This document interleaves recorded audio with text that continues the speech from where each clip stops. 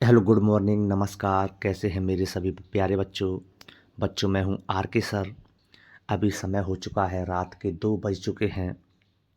तो मैं आपके लिए जो मैंने पहले वीडियो अपलोड की थी उसमें कक्षा 10वीं विषय विज्ञान के महत्वपूर्ण विकल्प प्रश्नोत्तर दिए थे, जिसमें 1 से लेकर मैंने 35 प्रश्नों को हल करा दिया था। इसके बाद 36 वाला प्रश्न देखते हैं और बात करते हैं कि किसी दर्पण से आप चाहे कितनी दूरी पर खड़े हों, आपका प्रतिबिंब सदैव सीधा प्रतीत होता है। तो यह संभवतः कौन सा दर्पण होगा? इसमें 4 ऑप्शन दिए हुए हैं। पहला ऑप्शन है केवल समतल दर्पण, केवल अवतल दर्पण, केवल उत्तल दर्पण, या तो समतल दर्पण अथवा उत्तल दर्पण। तो इसमें आपका करेक्ट आंसर यही है बच्चों, नंबर 4 वाला, या तो समतल दर्पण हुआ या उत्तल दर्पण।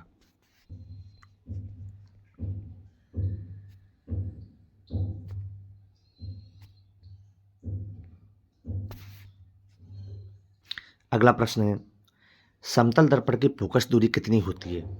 तो +1 सेंटीमीटर, -1 सेंटीमीटर, 2 सेंटीमीटर और अनंत।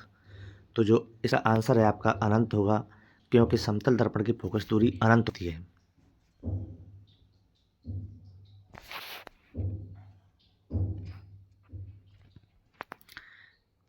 इसके बाद आप नेक्स्ट प्रश्न है, समतल दर्पण की वक्रता त्रिज्या होती है अनंत, वक्रता केंद्र, फोकस, इनमें से कोई नहीं। तो समतल दर्पण की जो वक्रता त्रिज्या होती है वो होती है बच्चों अनंत।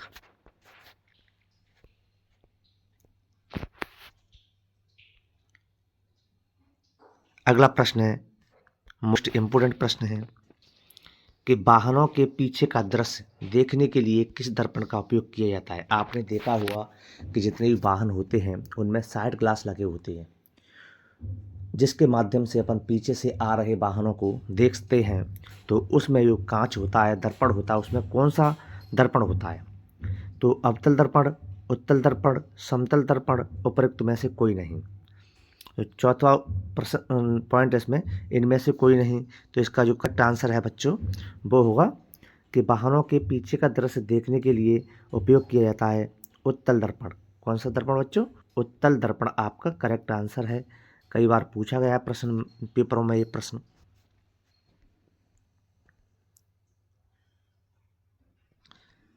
अगला प्रश्न है आपका, निम्नलिखित में से कौन सा लेंस बनाने में उपयोग नहीं किया जा सकता है? जो आपके 4 ऑप्शन दिए हुए हैं जिसका उपयोग लेंस बनाने में नहीं किया जाता, वह कौन सा है?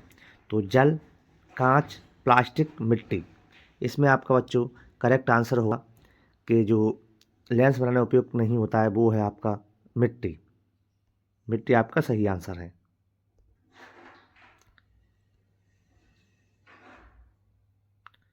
अगला प्रश्न है,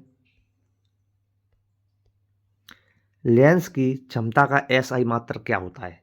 मीटर, सेंटीमीटर, डायोप्टर, मिलीमीटर। तो आपका इसका सही आंसर होगा कि लेंस की क्षमता का एसआई मात्रक होता है बच्चों डायोप्टर।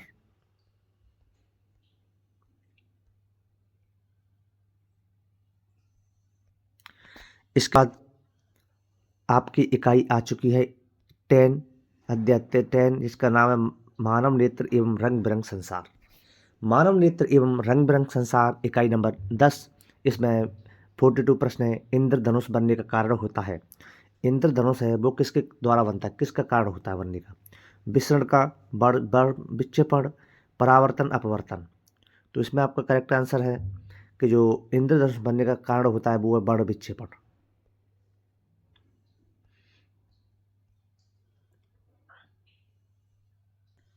नेक्स्ट प्रश्न है, गहरे समुद्र में जल का रंग नीला दिखाई देने का कारण होता है। जो गहरा समुद्र होता है, जहाँ पे गहरा होता है तो वहाँ पे जल नीला दिखाई देता है, वो किसके कारण दिखाई देता है? जल में प्रकाश की उपस्थिति, पहला पॉइंट। जल में प्रकाश का परावर्तन, प्रकाश का प्रकीर्णन, समुद्र द्वारा प्रकाश का अवशोषण।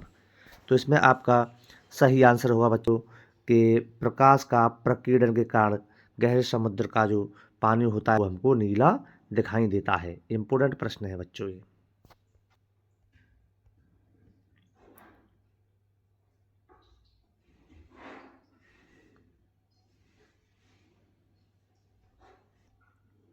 इसके बाद आपके लिए अगले प्रश्न लेकर आए हैं कि वर्ण विक्षेपण होता है, वर्ण विक्षेपण होता है दर्पण से, पहला पॉइंट। दूसरा प्रिज्म से, लेंस से, कांच के आयताकार गुटके से और प्रिज्म से।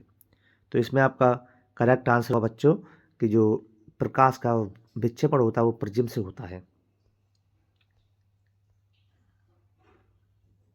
अगले प्रश्न की बात करते हैं और देखते हैं परीक्षा की दृष्टि से वेरी वेरी मोस्ट इम्पोर्टेंट प्रश्न है, आने की पूरी पूरी संभावना है। प्रकाश के विक्षेपण से प्राप्त 7 रंगों के समूह को क्या कहते हैं? जब मैंने ऑफलाइन क्लास जब आपको पढ़ाई थी, इस प्रश्न को लिखाया तो अच्छे तरीके से मैंने समझाया था।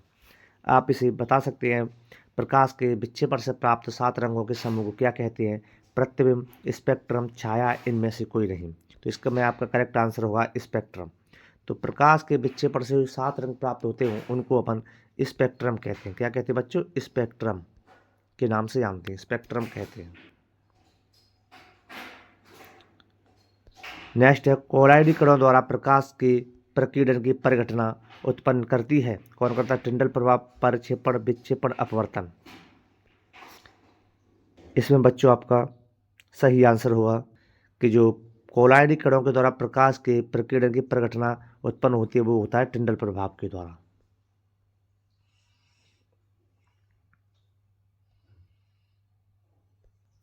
नेक्स्ट है, एक स्वस्थ मनुष्य के लिए स्पष्ट दृष्टि की न्यूनतम दूरी है 20 सेंटीमीटर, 25 सेंटीमीटर, 10 सेंटीमीटर, 15 सेंटीमीटर। तो एक स्वस्थ मनुष्य के लिए स्पष्ट दृष्टि की न्यूनतम दूरी होती है बच्चों, वो होती है 25 सेंटीमीटर। कितनी होती है? 25 सेंटीमीटर। नेक्स्ट है, मानव नेत्र भाग पर किसी वस्तु का प्रतिबिंब बनता है, वह क्या होता है? कॉर्निया, रेटिना, पुतली, परतारिका। तो इसमें जो आपका सही आंसर है वो है इसमें आपका रेटिना। रेटिना करेक्ट आंसर है।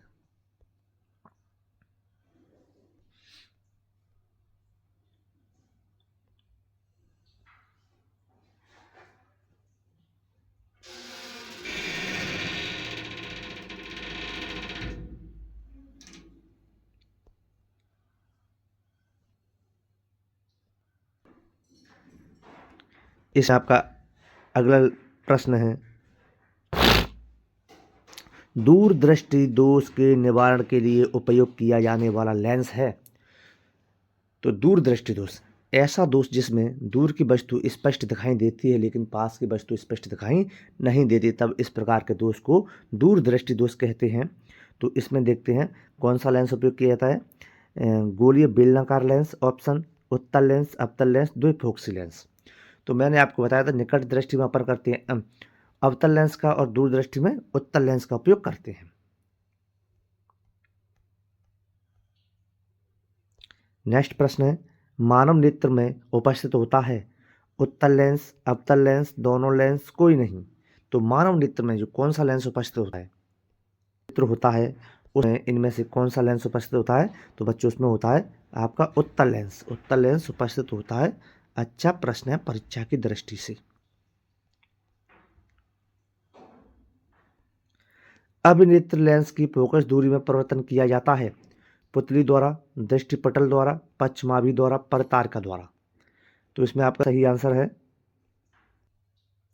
कि अभिनेत्र लेंस की फोकस दूरी में परिवर्तन किया जाता है। इसमें आपका आंसर है पश्चमाभी के द्वारा किया जाता है।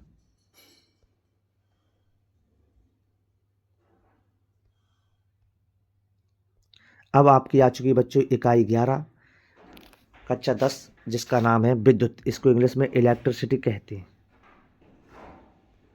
देखते हैं अमीटर को परपथ में सदा कैसे संयोजित करते हैं?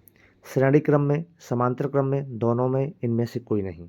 तो अमीटर को परपथ में सदैव कैसे संयोजित करते हैं? इसका आपका सही आंसर श्रेणी क्रम में करते हैं बच्चों। किस में करते हैं? श्रेणी क्रम में।